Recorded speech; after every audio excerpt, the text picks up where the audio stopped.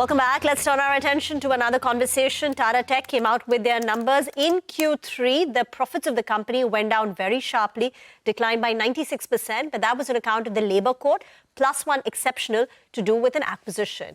But the company's commentary was quite upbeat. They're talking about a 10% plus growth coming through in Q4. We have with us Warren Harris, the MD and CEO of Tata Technologies.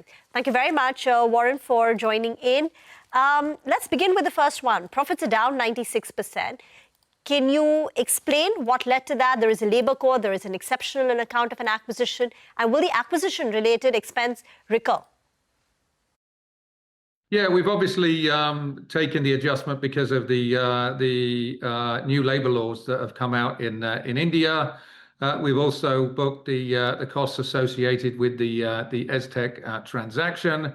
But if you put those to one side, you know, the business has grown both sequentially and year on year, and you know, with the one-off impact in Q3 not impacting us in Q4, we are very bullish about a strong finish at the end of the year and our prospects for FY27. Very bullish about a strong prospect to Q4 and FY27. So about Q4, you've guided for a 10% plus sequential growth in Q4. How much of that is organic and how much on account of the ESTEC acquisition, Warren? Well, we expect to do better than 10%. We're being somewhat conservative when we position 10%, but it's roughly about 4-5% from ESTEC, and the rest is organic. In Q3, we also we took a hit because one of our largest customers was impacted by a cyber attack, and we weren't able to bill for some of our engagements in the month of October.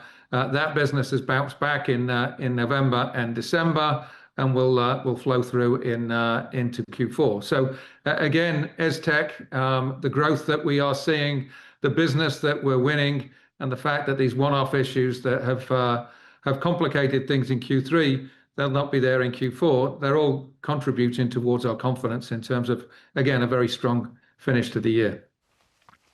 What was the loss in revenue, Warren, in Q3 on account of the cyber attack at your large client? And will the organic revenue growth in Q4 be well over 5%? Yeah, the impact related to the cyber attack is about $3 million, just over $3 million. And again, that's one-off. We don't expect that to repeat in Q4 or indeed in FY27. We believe that the sequential improvement that we'll see in Q4, that momentum will sustain into FY27. So we're expecting double-digit improvement in FY27 as far as the top line is concerned, and the volume impact will certainly improve margins. You know, we've made a very deliberate decision during the slowdown in the industry to protect capacity because we knew our customers were going to come back in terms of investment in new products. And I think that capacity will be able to put to work as the deal signings translate into business that we're executing. Got that. So Q3 margins, Warren, declined despite, you know, revenue growth. Could you explain that? One, again, we protected capacity for our largest customer and also the deals that we won in Q3. We also rolled out salary increments, and we've also made the adjustment as far as the labor law is concerned.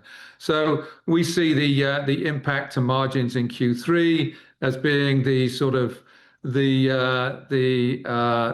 trough as far as earnings is concerned, as far as the last period is concerned, and we see Q4 as the beginning of the momentum that we're looking to drive as far as margin improvement, not just in Q4, but into the next fiscal year. You've said that you expect margins to return and exceed the Q2 adjusted levels. You know, can you tell us what kind of margins are we looking at, and what are the key levers driving this margin recovery in Q4 and into FY27 also? we in Q2, once you adjusted again for the one-off cyber costs that we incurred, they were about 16.5%. So we certainly expect to get close to that in Q4, and next year our goal is to be where we were in FY25, which is close to the 18% mark. So that's what we are planning for. That's what we are building our order book around, and that's what we're driving delivery excellence and operational efficiency against. So, the confidence that we've got is not informed by an aspiration. It's really driven by the rigor that we've positioned inside of the business, and the data-driven planning that we've undertaken in terms of the future quarters. These are some bullish statement. Q4 revenue growth in excess of 10%. For FY27, also a double-digit revenue growth. Q4 margins to get to 16.5%. 18% is the goal for FY27. Warren, JP Morgan recently came out with a note at the beginning of the year, and they said that the auto ER&D is seeing an improving demand environment over the last 3 months, following the trade deals, tariff uncertainty abating. And this is driving OEM clients to kickstart R&D programs that had been put on hold, albeit it's happening at a very gradual pace. Is that what you're seeing on ground? That's exactly what we're seeing, and that's what again is inspiring the confidence that we have. The automotive business is a product-driven business, and I think we've seen over the last 18 months to 2 years that the automotive industry has been grappling with headwinds geopolitically. They've been grappling with headwinds in terms of incentives in and around EVs and the regulatory environment, particularly in North America and in Europe. And that has prompted many of our customers to revisit their cycle plans. I think there's now clarity in terms of the environment in which they are going to have to operate, and they are making decisions in terms of the propulsion systems that they're going to invest in, and that's precipitating commitments to full vehicle projects that we are intersecting with. And one of the big wins that we celebrated in Q3, was our first full vehicle win for the best part of 18 months.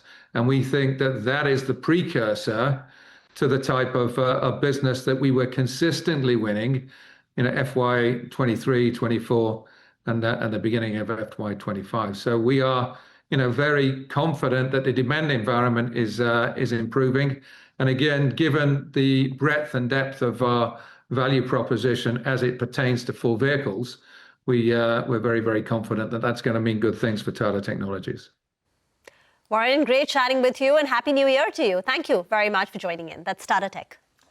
Well, thanks very much, Warren, for that. And that's the conversation on Tata Technologies. Federal